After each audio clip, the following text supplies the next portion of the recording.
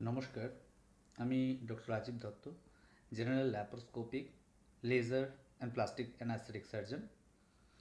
আজকের বিষয় gallbladder stone, যেটা অনেকটাই বর্তমান প্রজন্মের মধ্যে অনেক বেশি।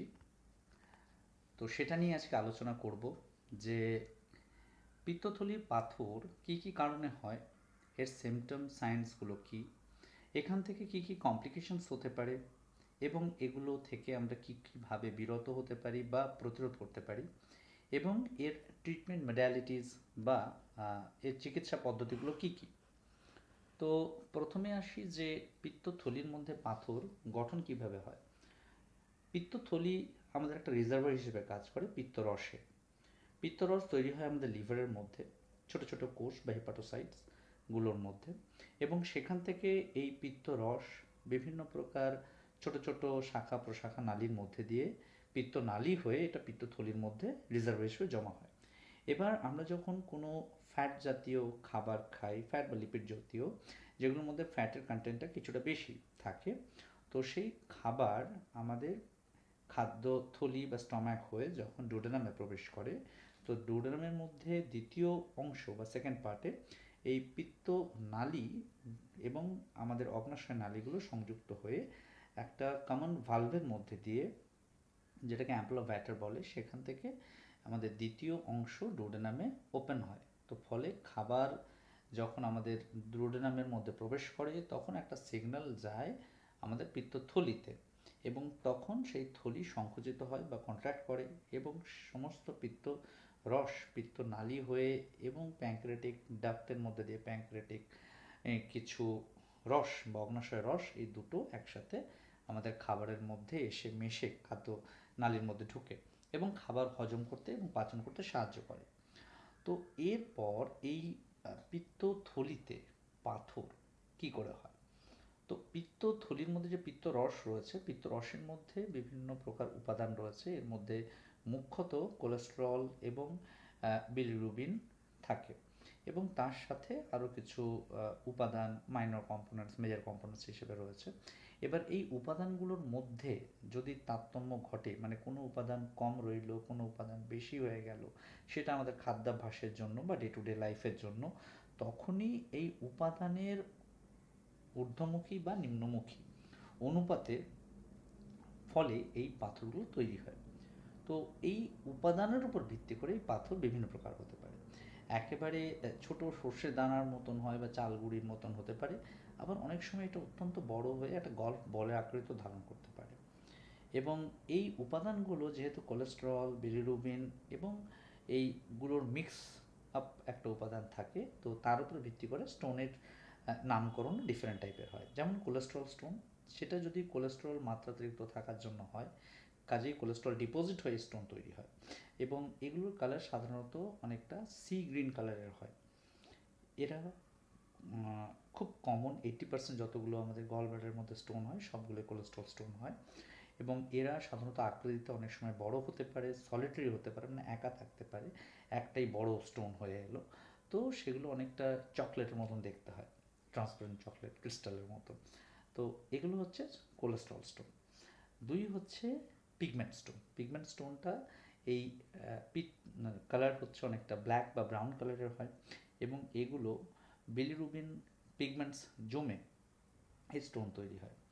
এরপর 3 নম্বর হচ্ছে মিক্স স্টোন, যার মধ্যে কিছুটা কোলেস্টেরল কিছুটা বিলিরুবিন, এই দুটো কম্পোনেন্টই থাকে।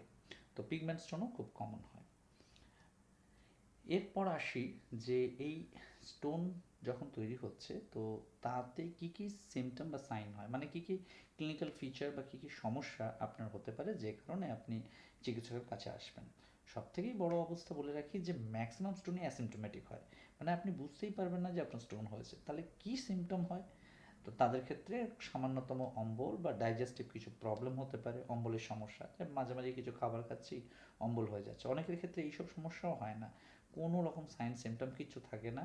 তো ফলে আপনি বুঝতেও পারবেন না যে আপনার স্টোন হয়েছে। হঠাৎ করে দেখা গেল একটা রুটিন পরীক্ষা নিরীক্ষা করতে গেলেন কখনো কোনো মেডিকেল ফিটনেসের জন্য, তখন দেখা গেল যে ইউএসজি বা আলট্রাসোনোগ্রাফি আপনি একটা রুটিন পেটের পরীক্ষা করতে গেছেন, তখন ইউএসজিতে স্টোন ধরা পড়লো, অথচ আপনি এই সম্পর্কে কিছুই জানেন না, যে আপনার আদৌ কোনো সিমটমও হচ্ছে না।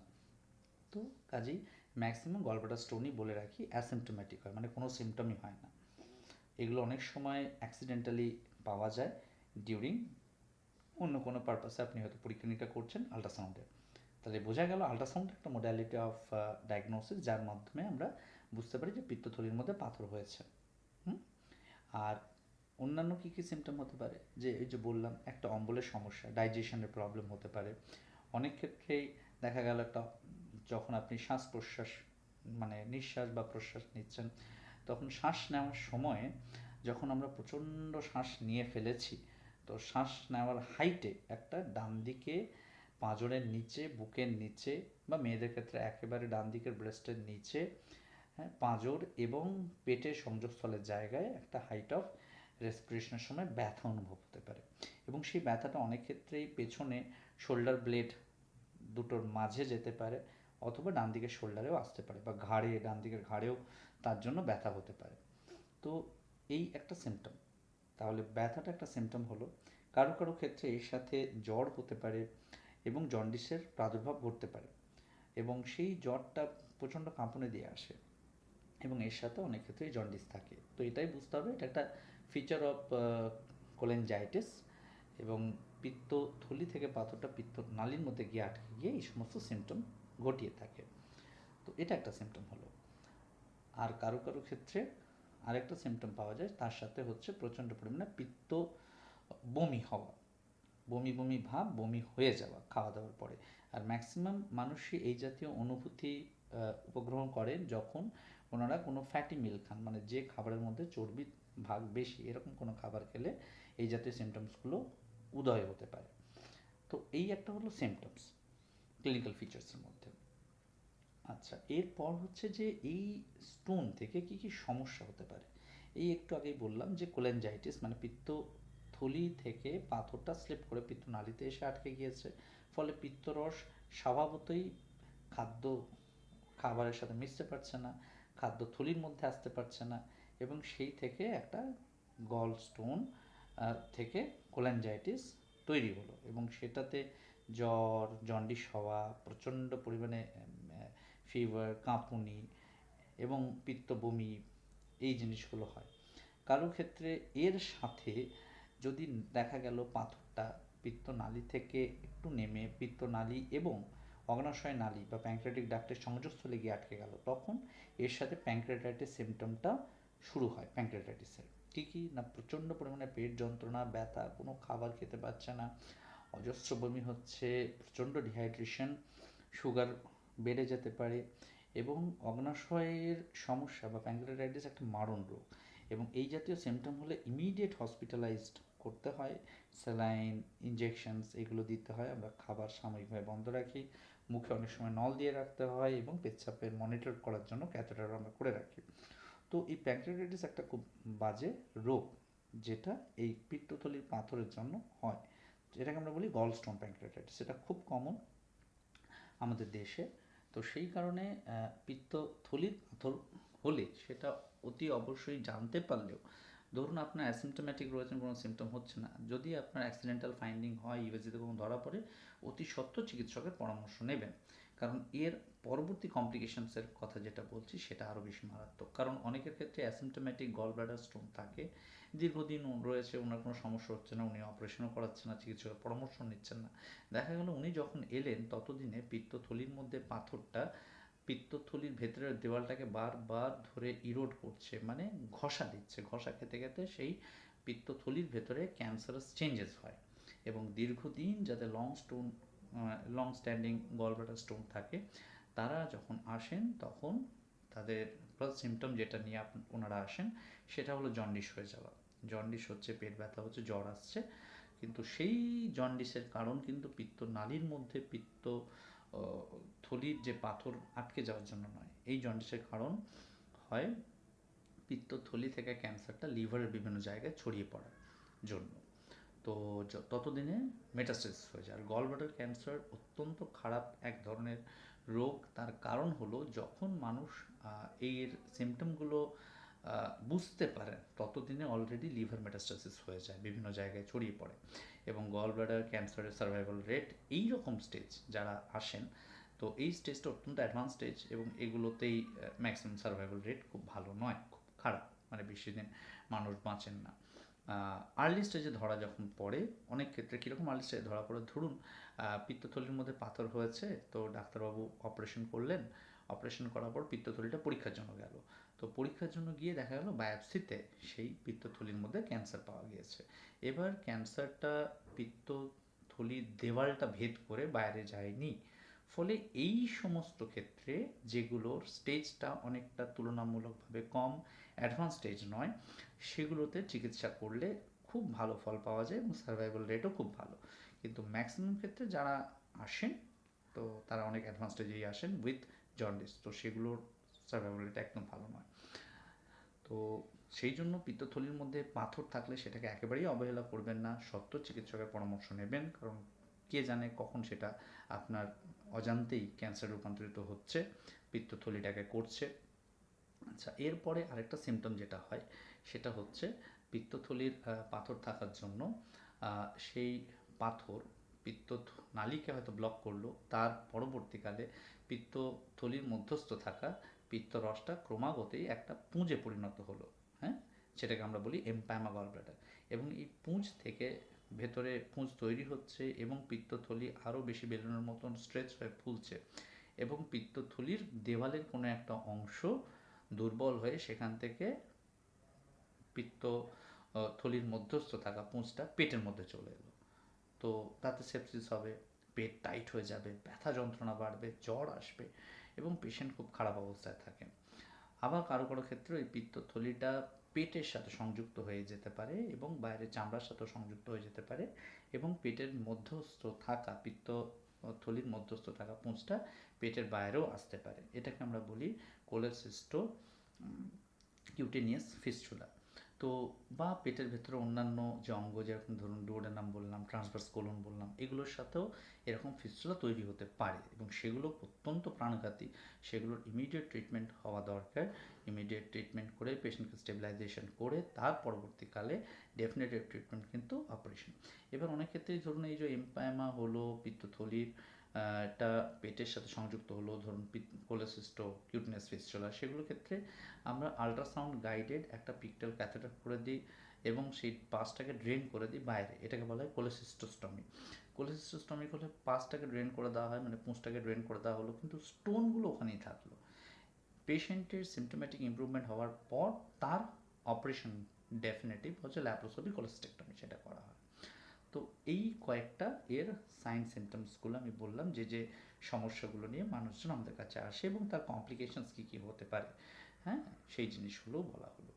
এবারে রইল ট্রিটমেন্ট। তো ট্রিটমেন্টের মধ্যে দেখবেন কিছু কিছু মানুষের পিত্তথলির মধ্যে যে পাথর ইনিশিয়েশন হচ্ছে সেটা অনেকটা বালি বালি বা কাদা কাদা মতন, আমরা কংক্রেশনস বলি ইউএসজি টার্মে। তো সেরকম কংক্রেশনস কিছু রয়েছে বা বিলিয়ারি গলব্লাডারের মধ্যে।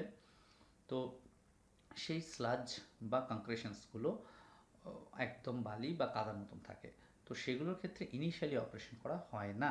তাদের ক্ষেত্রে আমরা কিছু মেডিসিনস দিই, বিভিন্ন প্রকার মেডিসিনস রয়েছে এবং ডায়েটারি হ্যাবিট চেঞ্জ করতে বলি এবং ভালো করে এক্সারসাইজ করা এবং ফ্যাট জাতীয় খাবার কম খাওয়া, ফাইবার জাতীয় খাবার বেশি খাওয়া, ফ্রুটস বেশি করে খাওয়া এবং সবথেকে গুরুত্বপূর্ণ জিনিস হলো টাইম ইন্টারভ্যালে খাওয়া, 2 ঘন্টা অন্তর অন্তর কিছু না কিছু খাবার খাওয়া। তো এই জিনিসগুলোর উপর স্ট্রেচ করলেই সেই বালি বা কাদার মতন যে স্টোনের মতন ফরমেশনস হচ্ছিল, কংক্রেশনস বা স্লাজগুলো, সেগুলো ক্লিয়ার আপ হয়ে যায়। তো সেটা আবার 3 মাস পরে আমরা একটা ইউএসজি করে দেখে নিই যে জায়গাটা পরিষ্কার হয়ে গিয়েছে কিনা। আচ্ছা, এবং এরপরে আরেকটা গোত্রভিত্ত মানুষ যাদের ক্ষেত্রে ধরুন মাল্টিপল ছোট ছোট স্টোনস রয়েছে ইউএসজিতে, তো সেগুলো বা সলিটারি একটা স্টোন, সেগুলোর ক্ষেত্রে ডেফিনেটলি অপারেশন প্রয়োজন এবং ল্যাপ্রোস্কোপিক সার্জারি হচ্ছে গোল্ড স্ট্যান্ডার্ড এবং সেটার অবশ্যই একটা সেফ হ্যান্ডে একজন এক্সপিরিয়েন্স সার্জনের কাছে অপারেশন করা দরকার। Laparoscopy is always safe in safe hand. তো সেই কারণে একজন ভালো সার্জন যিনি এই জিনিসের অপারেশনে সিদ্ধহস্ত তার কাছে গিয়েই এটার অপারেশন করাবেন এবং এটা খুব সেফ অপারেশন।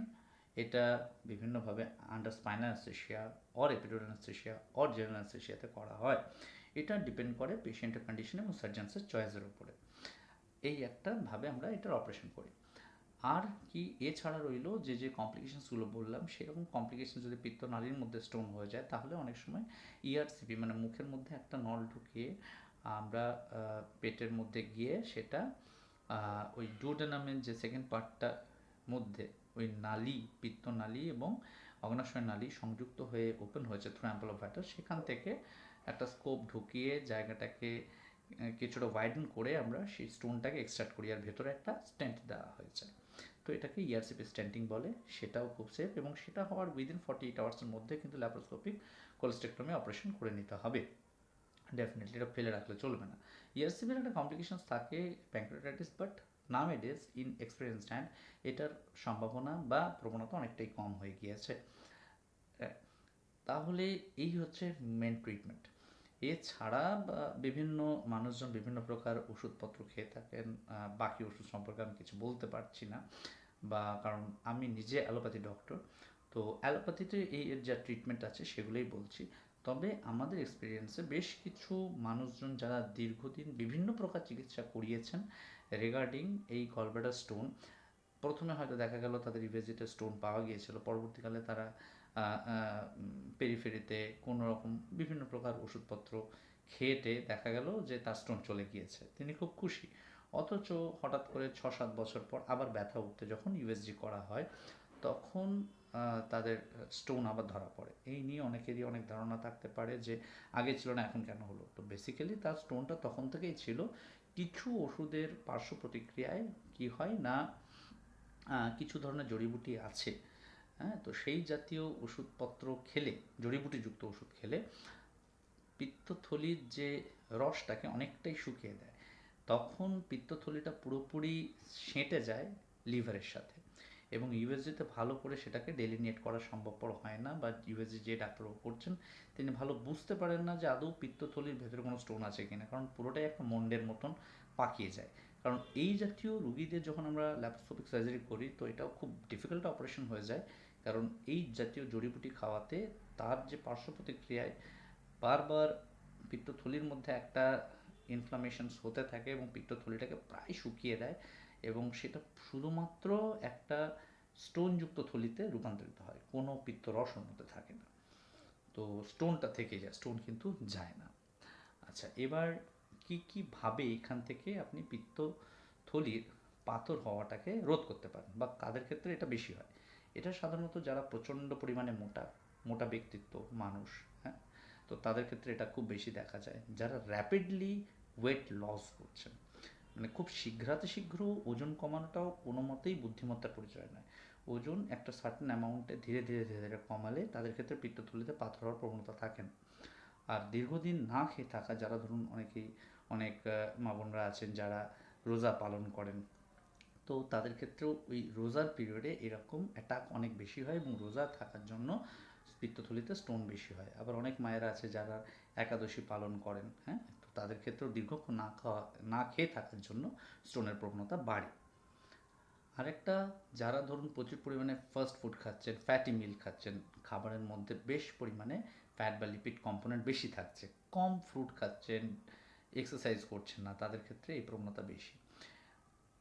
অনেক ক্ষেত্রে 40 ইয়ার্স এজেড ফিমেল মানে মহিলা যারা 40 বা 40 ঊর্ধ্ব, খানিকটা ফর্সা, খানিকটা ফেয়ারি ফার্টাইল এবং খানিকটা ওবেস টাইপের, তাদের ক্ষেত্রে এটা হয়। যদিও এর হার্ড অ্যান্ড ফাস্ট রুলস কিছু নেই যে কাদের ক্ষেত্রে হবে বা কাদের ক্ষেত্রে নয়, এরও অনেক কিছু ব্যতিক্রম রয়েছে বর্তমান প্রজন্মে। আর আরেকটা হলো অনেকের ফ্যামিলিয়াল হিস্ট্রি, মানে পরিবারের মধ্যে বাকি ভাই বোন মা বাবা কারোর হয়তো স্টোন হয়েছিল, তো সেটা তার ক্ষেত্রেও হচ্ছে, এটা একটা ফ্যামিলিয়াল ফ্যাক্টর। এছাড়া আর কখন হয় না, প্রেগন্যান্সিতে মহিলাদের একটা ইস্ট্রোজেন হরমোনের জন্য এর মাত্রাটা অনেক বেশি হয়। আর একটা জিনিস দেখা যায় সেটা হচ্ছে যে হ্যাঁ, আরেকটা জিনিস যেটা দেখা যায় সেটা হচ্ছে যে সমস্ত মানুষজন প্রচুর পরিমাণে রাত জাগছেন, তাদের ক্ষেত্রে একটা ইনডাইজেশনের প্রবলেম থেকে এটা সূত্রপাত ঘটে এবং পরবর্তীকালে পিত্তথলি পাথর হওয়ার প্রবণতা বাড়ে। এবং ডায়াবেটিক পেশেন্টদের ক্ষেত্রে আমরা পিত্তথলির সংক্রমণটা দেখি বেশি, তাদের কিছু অংশ স্টোন হয়, সবার ক্ষেত্রে নয়। ডায়াবেটিসে বেসিক্যালি পিত্তথলির নড়াচড়া বা পিত্তথলি থেকে পিত্তরস নিঃসরণের প্রক্রিয়াকরণটা কম হয় এবং সেই জন্য সেটা একটা পিত্তথলিতে পাথর হওয়ার জন্য দায়ী।